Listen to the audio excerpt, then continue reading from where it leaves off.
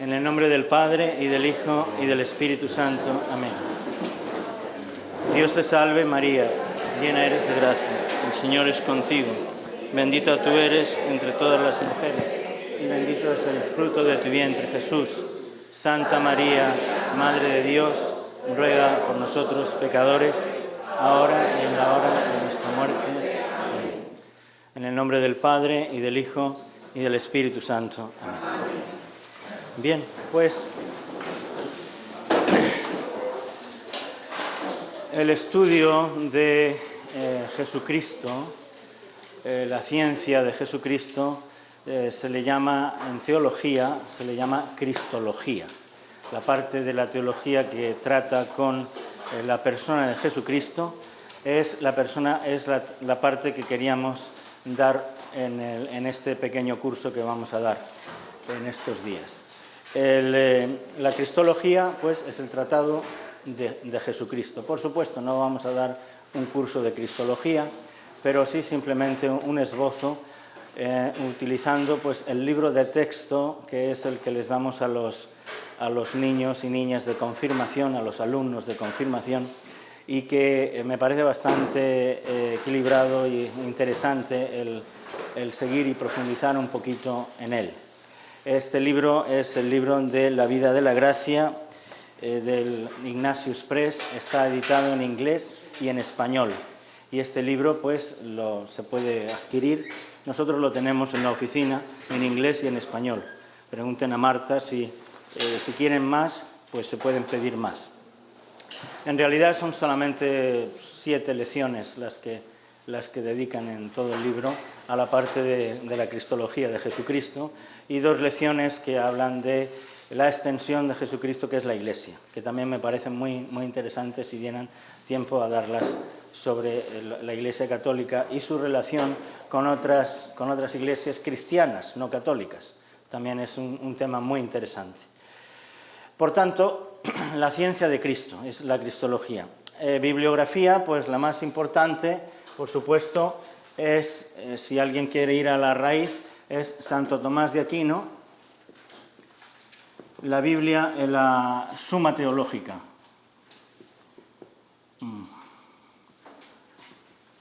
En la parte tercera de la Suma Teológica nos habla de la encarnación del Verbo Divino. Entonces, la Suma Teológica se divide en 4 partes: la primera, la segunda, segunda y la tercera.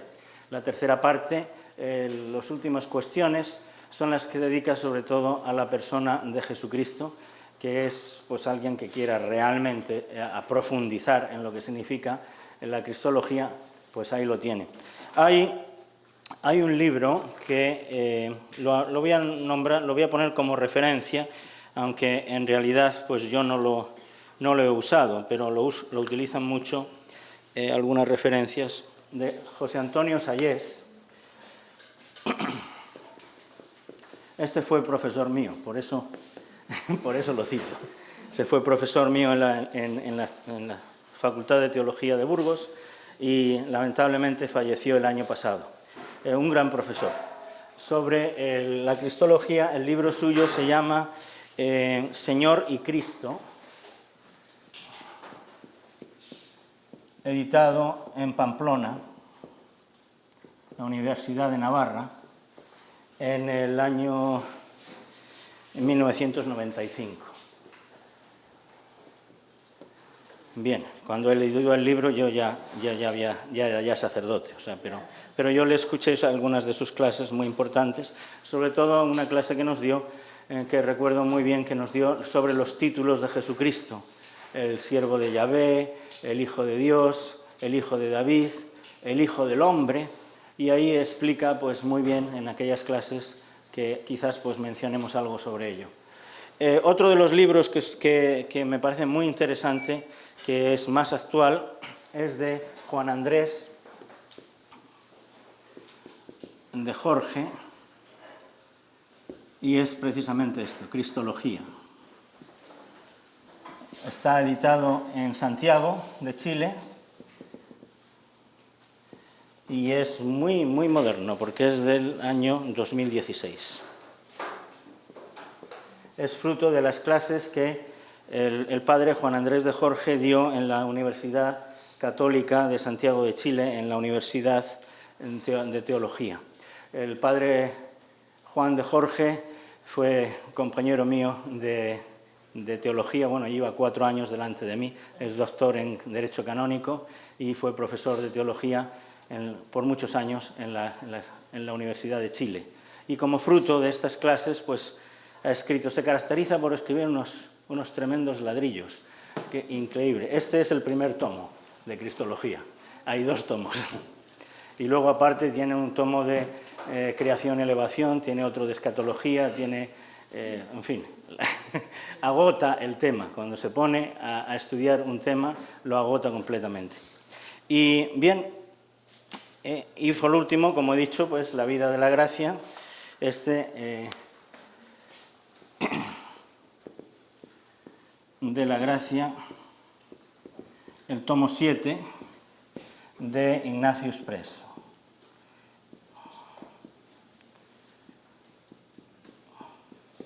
La edición en español es del año 2011. Bien, este libro, si alguno realmente quiere saber lo más moderno que se puede saber de Cristología, está en Amazon, se puede conseguir en Amazon. Pero ya le digo, es realmente muy profundo, muy profundo. La Cristología, fundamentalmente, don Antonio Sayés, una de las cosas que nos enseñó sobre la persona de Jesucristo y que el padre Juan Andrés lo pone concretamente en el libro, es explicar el concepto, el misterio de Cristo. El misterio de Cristo, que es un Dios verdadero y hombre verdadero. A la hora de explicar este concepto de Dios verdadero y hombre verdadero, Sayés utiliza un pequeño dibujito que es para la unión, explicar la unión hipostática, es decir, la unión de las 2 naturalezas, la naturaleza humana y la naturaleza divina de Jesucristo en la persona del Verbo.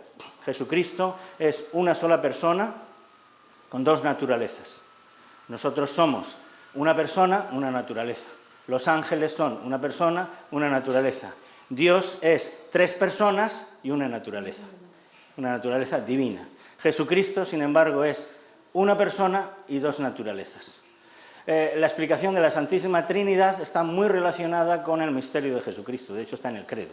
Creo en Dios Padre Todopoderoso, creo en Jesucristo, y ahí explica lo que es la Cristología, y creo en el Espíritu Santo.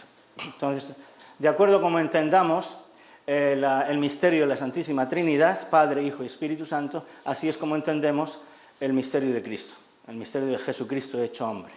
Y entonces Sayés ponía este pequeño dibujito, que es muy curioso, que lo voy a poner así pues como introducción, a él le llamaba la mariposica, la mariposa. La unión hipostática en la persona del Verbo.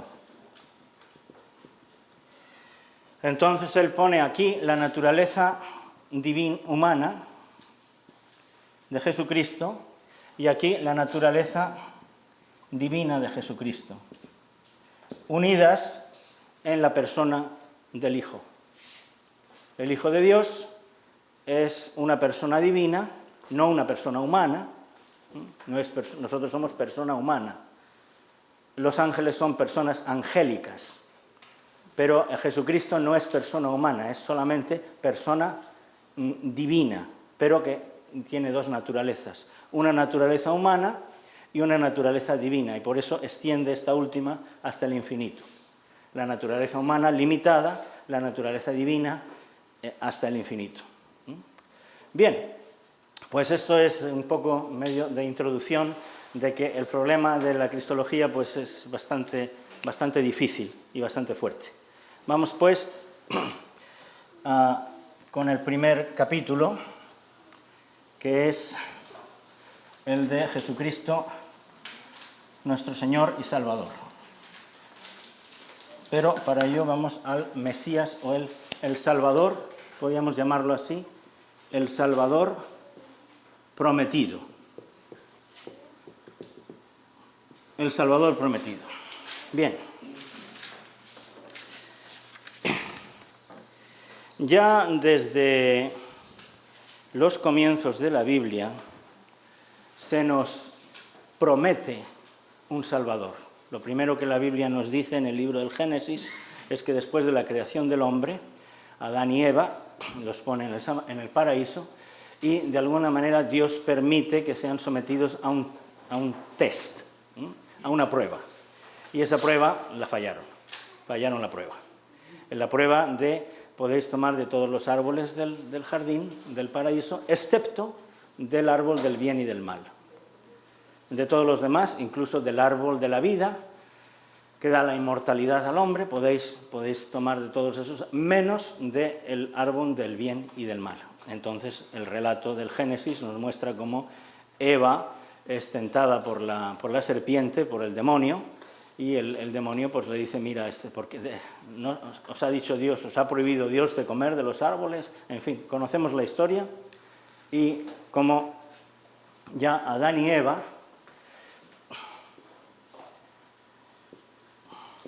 reciben de alguna manera velada, si se quiere. ¿Han traído la Biblia? Sí. Muy bien, pues vamos al Génesis 3:15.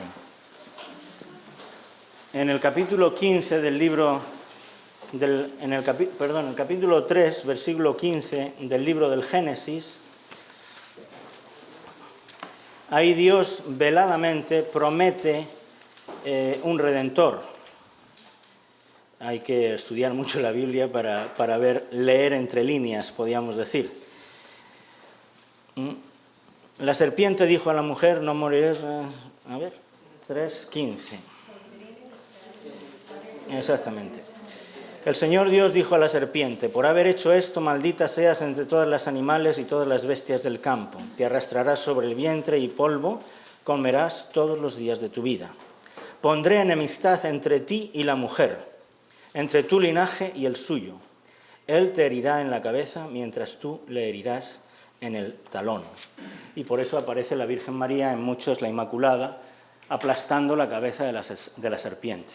Y por eso Mel Gibson, en su película de la Pasión, lo primero que hace cuando aparece Jesucristo en el huerto, la primera escena de la película, Jesucristo aplasta la cabeza de la serpiente. Es decir, aquí encontramos ya en el libro del Génesis la primera promesa del Salvador, de un Redentor. Esta promesa de un Redentor Dios la hace a lo largo de los siglos en la historia sagrada, primero haciendo una alianza.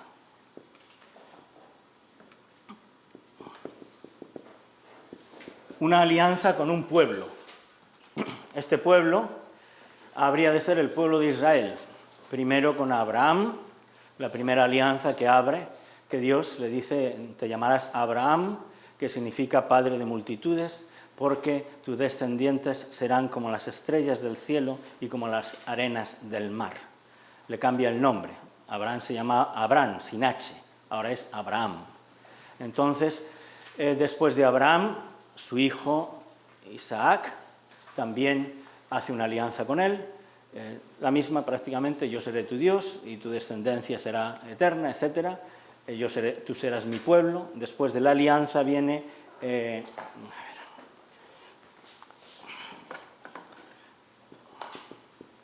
la alianza con Abraham, Isaac, Jacob, que sería Israel, el pueblo de Israel.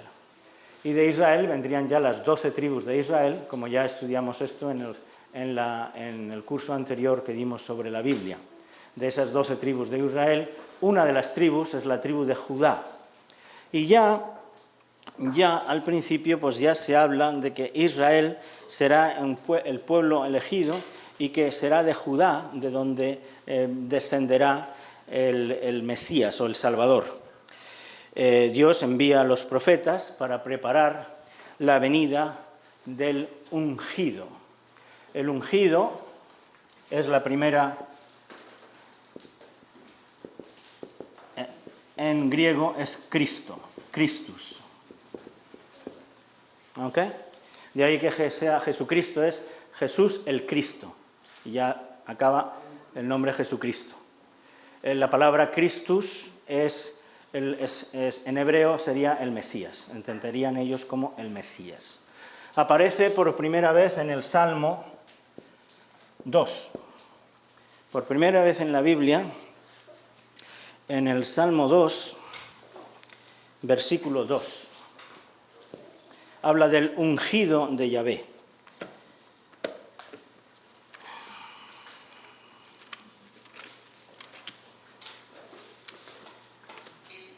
Y luego ya, después de ahí, pues ya esta palabra, el ungido, ya quedaría ya pues solidificada. Se alzan los reyes de la tierra y los príncipes se confabulan contra el Señor y contra su ungido. ¿Quién es este ungido? Es el Salmo 2, estamos ya al principio de los Salmos. Es, como digo, la primera vez que aparece en la Biblia el Cristo, el ungido. Bien, la expectación en realidad, de verdad, en el Antiguo Testamento, la figura del Salvador la vamos a encontrar en tres modelos, podríamos decir, o tres salvadores prometidos, o tres ideas. Una es el Mesías rey, otra es el Mesías profeta y otra es el Mesías sacerdote. Entonces ahí encontramos salpicadas por toda la Biblia esa referencia al ungido de Dios, que es rey, que es profeta y que es sacerdote. Y en unos casos, pues muchos no consideran que es la misma persona. Es decir, para muchos del pueblo de Israel son personajes distintos. Uno es el rey, que ha de venir según el linaje de David, otro es el profeta, que es el siervo de Yahvé, y otro es el sacerdote, que viene de Melquisedec, del sacerdote Melquisedec. Esencialmente, esta es la idea que vamos a encontrar en el Antiguo Testamento.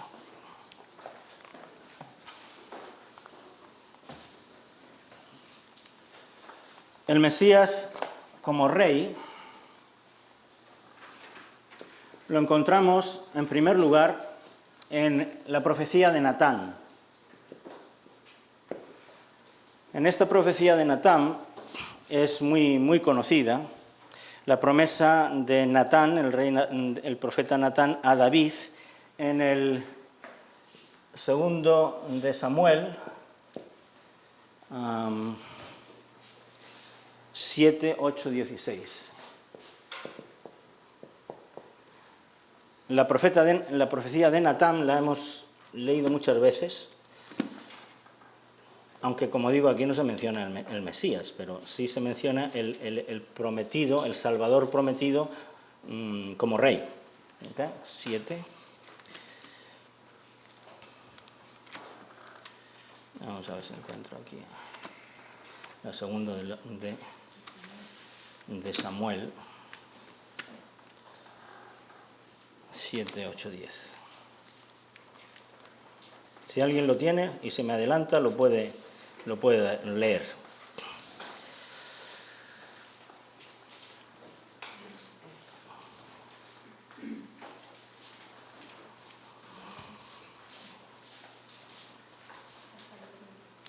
Ah, 8, 16 tengo hasta aquí. 7, 8, 10. No, perdón. 8, hasta el 16. Del 8 al 16, y ahora así dirás a mi siervo David, así dice el Señor de los ejércitos, yo he tomado del aprisco de detrás del rebaño para que seas príncipe sobre mi pueblo Israel. Y vamos avanzando un poco más y nos dice, cuando hagas con de tu vida y descanses, suscitaré después de ti un linaje salido de tus entrañas y consolidaré su reino. Él edificará una casa en honor de mi nombre, y yo mantendré el trono de su realeza para siempre. Yo seré para él un padre, y él será para mí un hijo. Y si algo hace mal, le castigaré con vara de hombres y con golpes humanos, pero no apartaré de él mi amor como lo aparté de Saúl, a quien alejé de tu presencia. Tu casa y tu reino permanecerán para siempre en mi presencia y tu trono será firme también para siempre. La promesa del linaje de David, que efectivamente, esto se fue, el linaje de David, la realeza de David. Luego encontramos que esta promesa de Natán se aplica a Jesús en la Anunciación. En la Anunciación del ángel Gabriel, ahí le dice que nacerá el Hijo de Dios, descendiente de David. En la carta a los Hebreos, también el apóstol San Pablo, hablando, como es dirigido a los hebreos, a los judíos, pues les da a entender, como ya en el Antiguo Testamento, efectivamente, en Hebreos 1:5, ahí nos da la filiación divina del Mesías. No vamos a estar leyéndolo porque si no, no hacemos otra cosa toda la tarde. Pero o lo encontramos de una forma muy, muy peculiar también en el discurso, en los Hechos de los Apóstoles de San Pedro, en Pentecostés. El discurso es un discurso extraordinario. Después de recibir el Espíritu Santo, estaban encerrados en la hora que acabamos de celebrar la fiesta del Espíritu Santo, pues San Pedro sale fuera y entonces realmente hace una exposición extraordinaria sobre la persona de Jesucristo. Este es el Mesías, el que estábamos todos esperando, el que nosotros sabemos que es el Hijo de Dios, y vosotros lo habéis crucificado. Pero no os preocupéis porque ha resucitado y ha ascendido a los cielos, y estamos nosotros aquí como testigos para ello. Aquel día se bautizaron más de 3.000 hombres, según nos dicen los Hechos de los Apóstoles. Pues ahí hace referencia también a esta profecía de Natán, cuando él explica.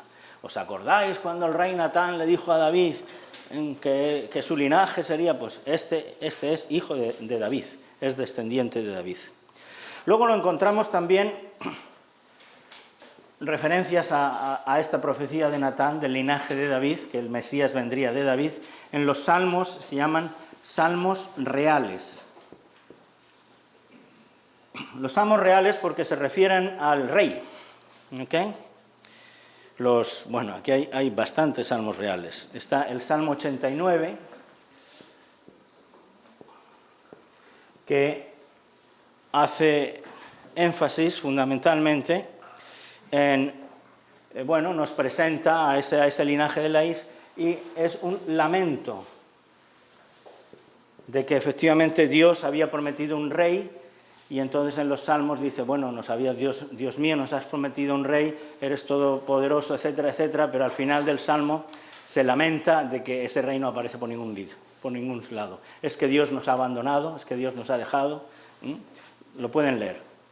El Salmo 132 también nos habla de este rey, Mesías, y el aspecto que más se refleja es el pedir la fidelidad de los reyes de Israel. La promesa estaba vinculada a que los reyes estuvieran, la promesa del rey Mesías estaba vinculada a que los reyes de Israel mantuvieran las leyes del Señor y no se apartaran de sus leyes y no se dedicaran a adorar a otros dioses. Pues ahí el aspecto fundamental del Salmo 132 es la fidelidad a esa promesa, a esa alianza que se había hecho. O sea que sí, efectivamente, te lamentas, pero es que te lamentas con razón, porque es que has abandonado. Primero fue el reino del norte, que era el reino de Israel. A la muerte de Salomón, Israel se dividió en dos, el reino del norte y el reino del sur. El reino del norte es propiamente Israel, y el reino del sur es el reino de Judá, donde está el templo de Jerusalén y del cual desciende el rey David. El reino del norte tuvo distintos profetas, los cuales pues avisaron a los reyes: no os apartéis, porque si os apartáis van a venir vuestros enemigos y van a acabar con vosotros, como efectivamente así sucedió. Y este fue el primer destierro cuando los asirios tomaron el reino del norte. 200 años más tarde vinieron los babilonios y tomaron el reino del sur, es decir, el reino de Judea. Y entonces el reino de Judá, pues saquearon el templo, se llevaron todo para allá, para Babilonia, y aquello fue el tremendo... A eso se le llama el exilio. Y allí estuvieron más lamentos todavía por el hecho de que Dios pues no ha cumplido sus promesas. Pero es que los primeros que no habían cumplido la promesa había sido el pueblo de Israel. Bien. En el Salmo 2, del cual ya hemos hablado antes, más que nada es una exaltación de Dios y de este rey Mesías. Es, digamos, el punto fundamental. No lo vamos a leer porque ya digo que es... Y finalmente, el Salmo... Estos se conocen como los salmos reales, porque se refieren al Mesías como rey.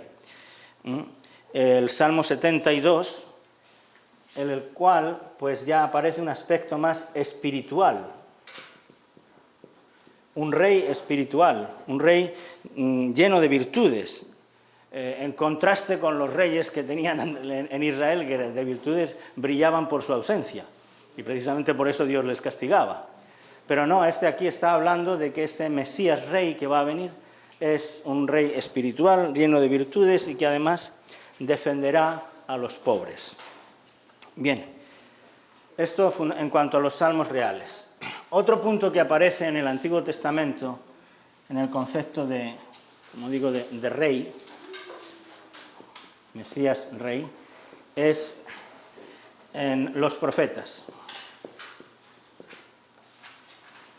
Muchos de los profetas nos han hablado del Mesías, del Salvador. El primero, por supuesto, es Isaías. La más clara de todas es la promesa que le hace Isaías al rey Ahaz. Isaías 7:14. Este sí lo vamos a leer porque es muy importante. Si alguien lo encuentra antes que yo, que lo lea. Isaías 7:14. Y el Señor, estoy leyendo el versículo 10, y el Señor pidió hablando a Ahaz: pídele al Señor tu Dios un signo. Pídele al Señor a tu Dios un signo en el fondo del Seol o en lo alto del cielo.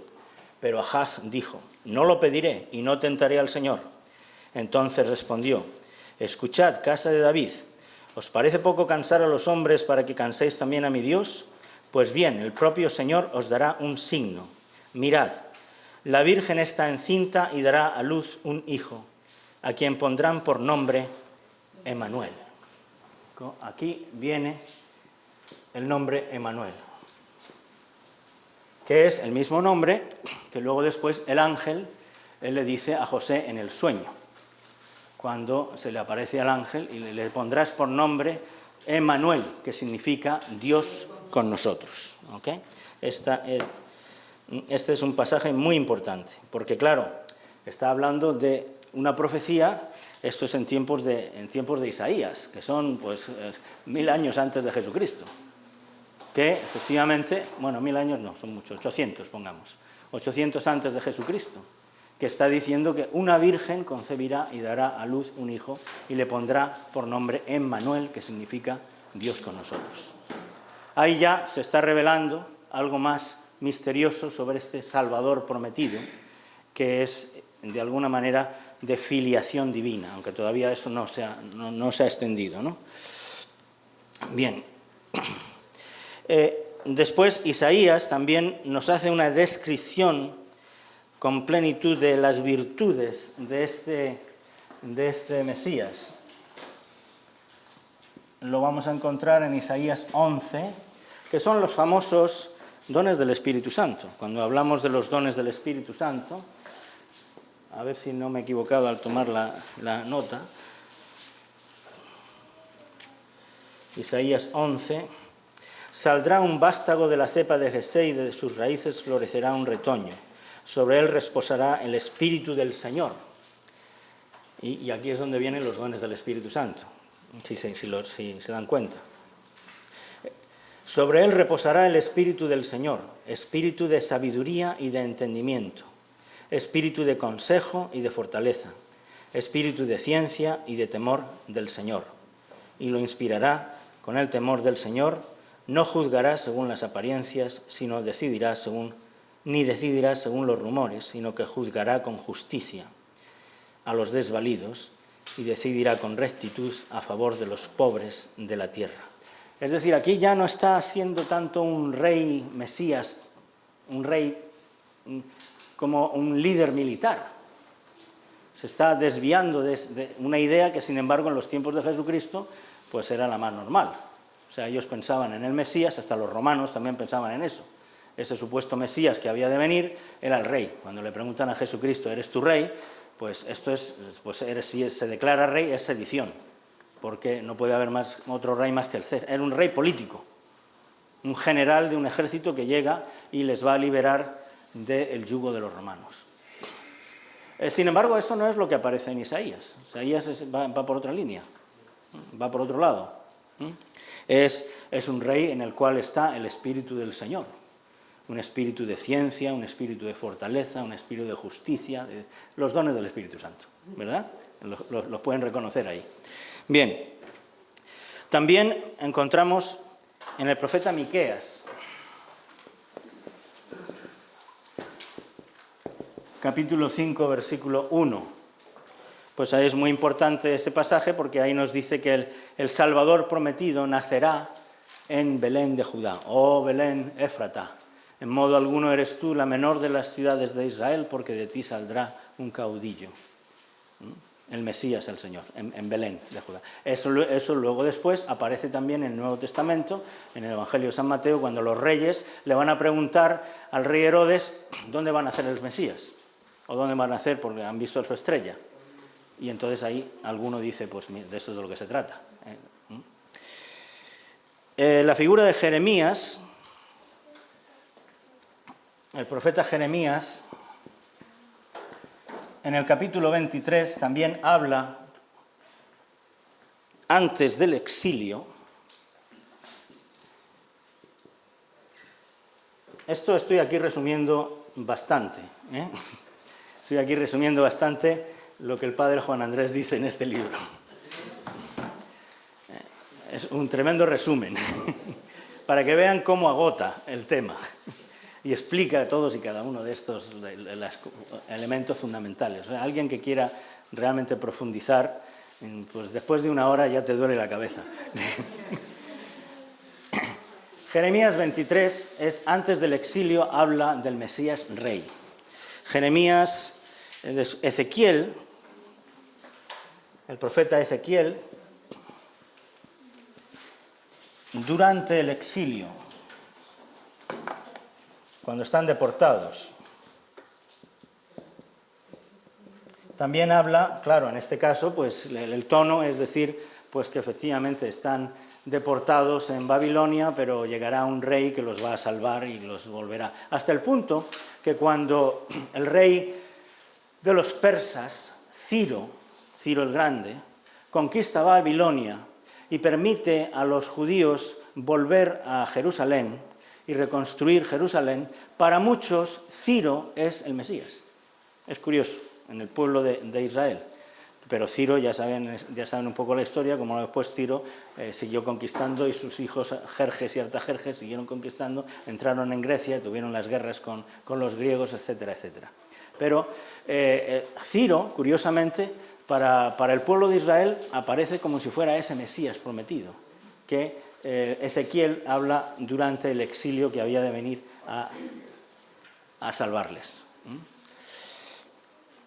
Después del exilio, Zacarías, el profeta Zacarías, durante la construcción del templo, a él del templo de Jerusalén. porque claro, estaba completamente destruido, cuando llegaron allá a Jerusalén estaba todo en ruinas, entonces Ciro les encargó que reconstruyeran el templo, si querían. Entonces pues fue una obra extraordinaria y fue el profeta Zacarías el que habló también del Mesías prometido o del Salvador prometido. Después de Zacarías, encontramos una situación, y es que ya no se vuelve a hablar más del Mesías. Toda la literatura extrabíblica se centra fundamentalmente en una expectación de un... Vamos a ver, 4.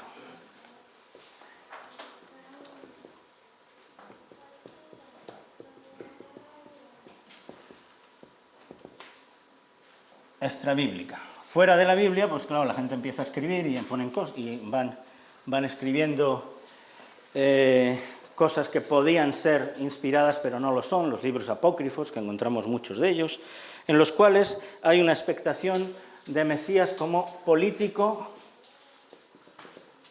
guerrero. No hay que olvidar que después de haber sido invadidos por los asirios, por los babilonios, por los persas, por los griegos y ahora por los romanos, pues ya estaba bien. ¿Dónde está ese Mesías del linaje de David? Es que era uno detrás de otro. Todos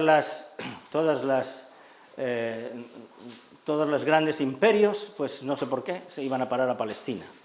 Les gustaba Palestina. Y entonces iban allí siempre y eran conquistados una y otra vez. Desaparece la idea del rey Mesías en los profetas más recientes.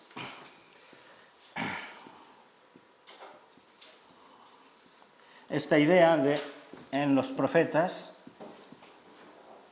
más recientes al Nuevo Testamento. Así, por ejemplo, pues Abadías, Joel, el libro de los Macabeos, el libro de Tobías, el libro de la sabiduría, el libro de Judith, no mencionan en modo alguno la idea del Mesías. Se ha perdido. ¿Por qué? Bueno, pues porque desaparecen los profetas. Dios deja de mandar profetas después del exilio y después de la destrucción del templo de Jerusalén. O sea, después de la reconstrucción del templo de Jerusalén. Y entonces lo que hacen es poner el énfasis en la religiosidad verdadera, lo ponen ¿dónde?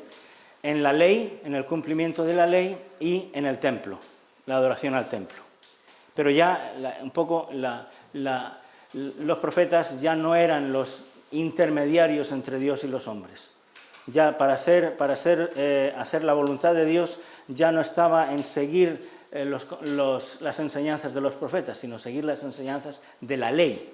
Y por eso se pusieron muy de moda los escribas. Y en tiempos de Jesús, quienes dominaban la religiosidad eran los famosos escribas, que aparecen constantemente en tiempos del Señor, del Nuevo Testamento.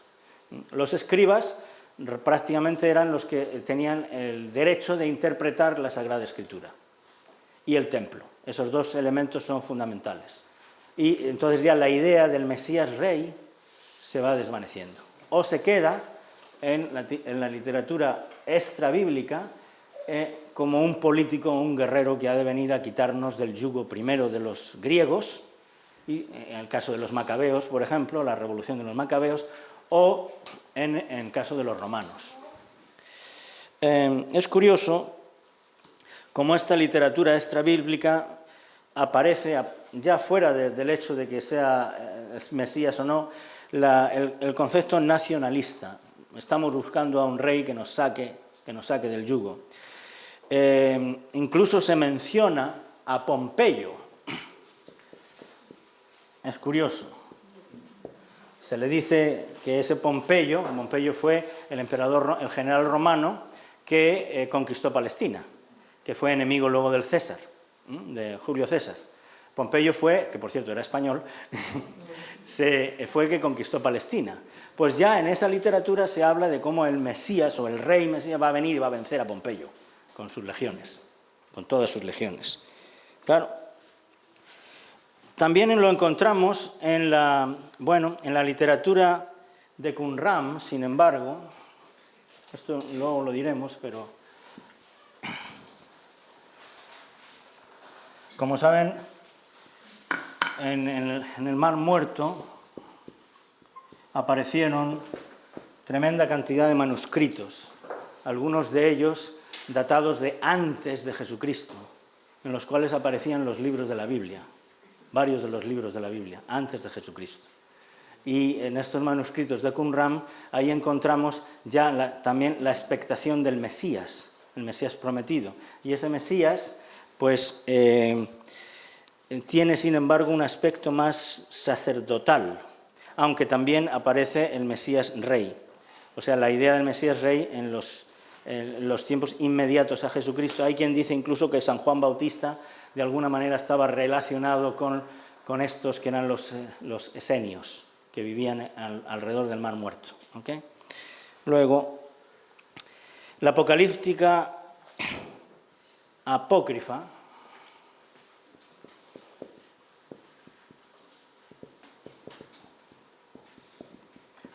significa que son textos que no están inspirados por Dios, pero que sin embargo se presentan como inspirados. Por ejemplo, tenemos el testamento de los 12 patriarcas, los salmos de Salomón, el cuarto libro de Esdras y el Apocalipsis de Baruch. Esos son libros apócrifos, es decir, aparecen como si fueran libros de la Biblia, pero no lo son, no están inspirados. Eso se le llama apócrifo. Y ellos hablaban mucho del Mesías político, y como digo, incluso de ellos en uno de los salmos de Salomón se menciona a Pompeyo, y se le dice a Pompeyo le queda poco tiempo, porque va a venir el Mesías y lo va a quitar. ¿Okay? Bueno, pues esto en definitiva en lo que se refiere al Mesías rey. También aparece otra idea, aunque ya no la vamos a desarrollar, es el Mesías profeta. El Mesías profeta, fundamentalmente, lo encontramos también en Isaías, es el siervo de Yahvé.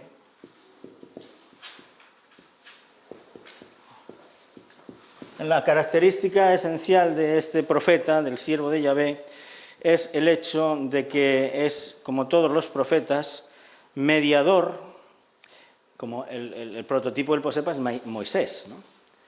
Moisés tenía dos funciones, como mediador y como intercesor. Era el que primero mediaba entre Dios y el pueblo de Israel. Dios quería decirle algo al pueblo de Israel, se lo decía a Moisés y Moisés se lo decía al pueblo. Pero cuando el pueblo cometía pecado, entonces Dios castigaba al pueblo y el pueblo le pedía a Moisés que aplacara a Dios. Entonces viene la función de intercesor. Es decir, el profeta es, por un lado, mediador y, por otro lado, intercesor. Es aquel al que el pueblo de Israel acudía para que le rogara a Dios que no castigara a su pueblo. Y esto lo encontramos claramente en la idea del siervo de Yahvé, el cual es el siervo doliente de Yahvé, aquel que sufre por los pecados del pueblo, aquel que va a padecer tremenda cantidad de dolores. Mesaron mi barba, me llenaron de escupitajos. Todo eso lo vemos en los relatos del Nuevo Testamento, de la pasión, cómo se hace referencia. Ahora, lo que ocurre es que, como digo, los judíos no eran capaces de entender que el siervo de Yahvé era el mismo que el Mesías rey. Claro, no cuadraba. El Mesías rey era el que venía como guerrero a quitarnos del yugo de los romanos. Entonces, este siervo de Yahvé nadie sabía quién era y a qué venía. Pero está ahí, el hecho es que está ahí en Isaías, ¿no? Y luego aparece el Mesías sacerdote, enraizado en el libro del Génesis con Melquisedec. Aparece también con los levitas, la tribu de Leví, en la promesa que Dios les hace lo de Melquisedec aparece en el Salmo 110. tú eres sacerdote eterno según el rito de Melquisedec. Este Melquisedec era un rey que además, es curioso, era rey sacerdote, y además que ofrece, después de una batalla, un sacrificio de acción de gracias con pan y vino, curiosamente. Eso en los tiempos de Abraham. Estamos hablando del año 1800 a.C. En los tiempos de Abraham, este rey Melquisedec, que sale de no se sabe dónde, que es rey y es sacerdote, y ofrece un sacrificio de acción de gracias utilizando pan y vino. Eso no vuelve a aparecer otra vez en la Biblia, pero sí se le menciona a él frecuentemente, como es un sacerdote eterno según el orden de Melquisedec. Es un dato muy curioso. Es un dato muy curioso. A la tribu de Leví se le había otorgado desde el Deuteronomio, que serían ellos, esta tribu, dedicada al sacerdocio judaico. De las 12 tribus de Israel, como sabemos, en realidad solamente, luego tuvo otro hijo más, o eran 13, pero uno de ellos, Leví, se dedicaba al sacerdocio, o sea que las otras 12 tribus son las que se distribuyeron en la tierra de Canaán.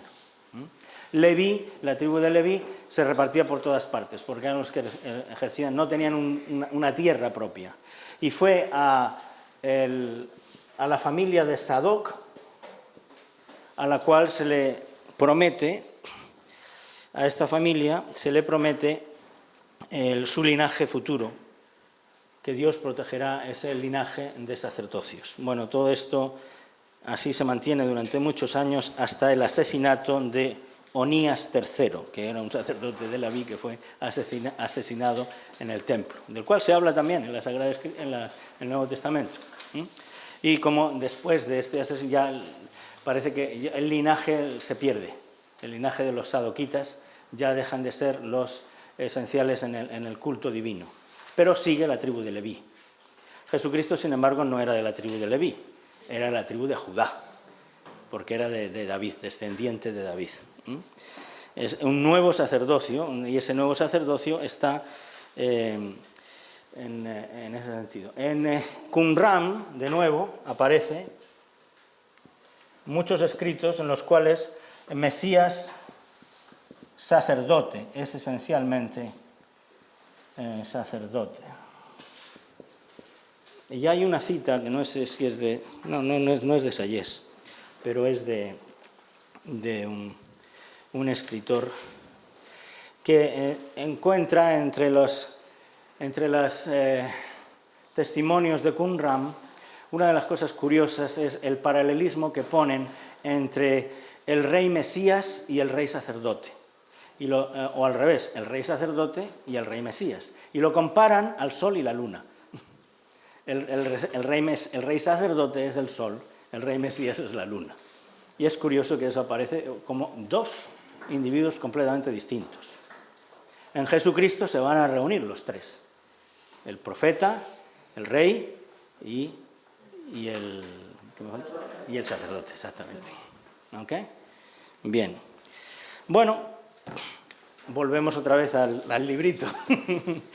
Y en el librito es curioso lo que nos dice aquí, que todo esto viene motivado por una frase que aparece en el libro diciendo que en realidad, de verdad, pues se trataba de la expectación, era un líder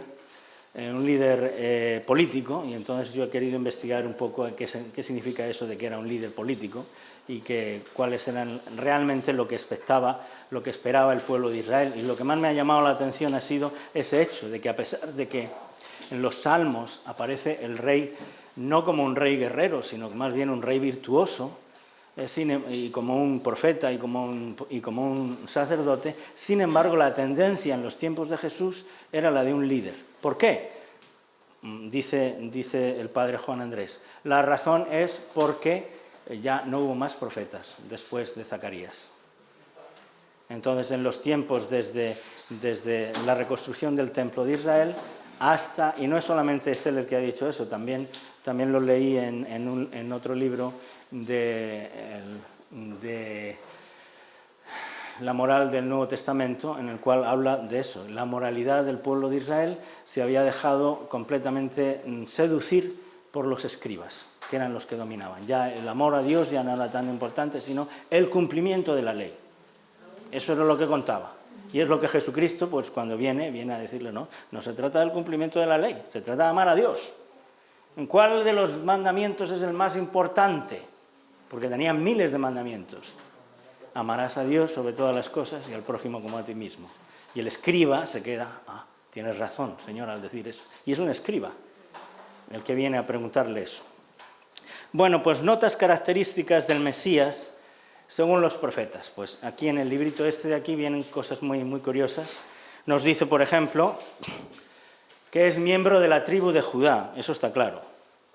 En el Génesis, en el capítulo 49, versículos 8 y 10, se dice, Génesis, no sé si va a escribirlo.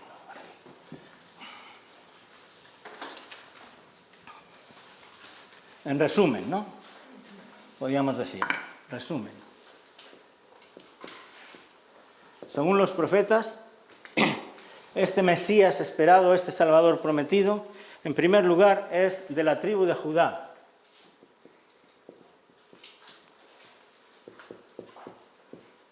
Eso, como digo, está en el Génesis 49, 8, 10.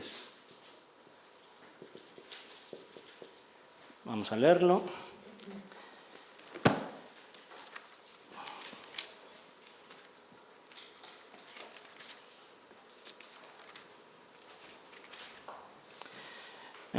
Dice así, a ti, Judá, te alabarán tus hermanos, pondrás tu mano sobre la cerviz de tus enemigos y ante ti se postrarán los hijos de tu padre. Es decir, Judá es la que va a predominar sobre el resto de los hijos de Israel. Es lo que viene a decir. Dice que nacerá de una virgen.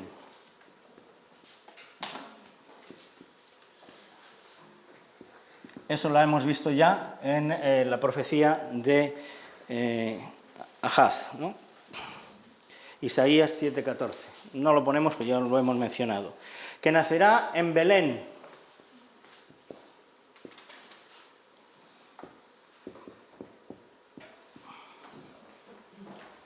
Otro de los elementos que aparece en el libro de los Números, que una estrella anunciará su nacimiento. Eso, si lo quieren buscar, en el libro de los Números, es uno de los primeros libros de la Biblia, el número 24, 17. ¿Ok? Es del Pentateuco. Que vivirá por un tiempo en Egipto. ¿Cómo es eso? Pues efectivamente, de Egipto llamé a mi hijo, ¿de acuerdan? Entonces ahí vivirá un tiempo en Egipto. Este es el famoso Mesías que había de venir, ¿ok? Todo eso es lo que decían las profecías.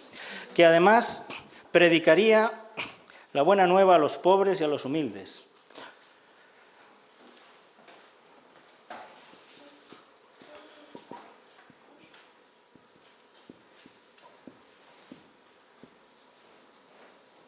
Eso lo encontramos en Isaías, si quieren luego lo pueden buscar, 53, 1, 2. ¿Ok? Y finalmente que será rechazado y sufrirá mucho. Isaías, bueno, lo de los humildes es 61.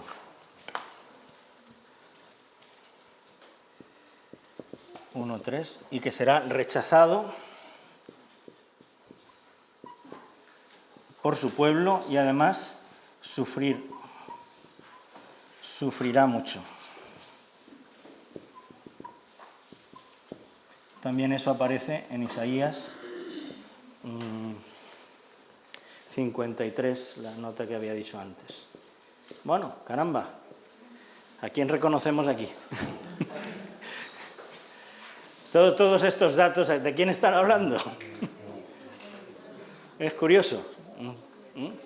Pues esto es lo que ustedes, cuando les den esta lección a los niños, les hagan ver eso, ese Jesucristo. Fíjense ustedes que ya desde el Antiguo Testamento, desde muchísimos años, pues estaba dicho que efectivamente había de nacer de una virgen, que sería de la tribu de Judá, que nacería en Belén, que una estrella anunciaría su nacimiento, que estaría en Egipto, que predicaría a los humildes, que sería rechazado. ¿De quién estamos hablando? Pues de Jesucristo.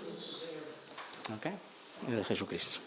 Bueno, pues esto se puede reconocer. Bien, pues ya seguiremos otro día con la encarnación del Verbo y del Hijo de Dios. ¿Ok? Dios te salve María, llena eres de gracia, el Señor es contigo. Bendita tú eres entre todas las mujeres y bendito es el fruto de tu vientre Jesús. Santa María, Madre de Dios, ruega por nosotros pecadores, ahora y en la hora de nuestra muerte. Amén. En el nombre del Padre, y del Hijo, y del Espíritu Santo. Bueno, nada, muchas gracias.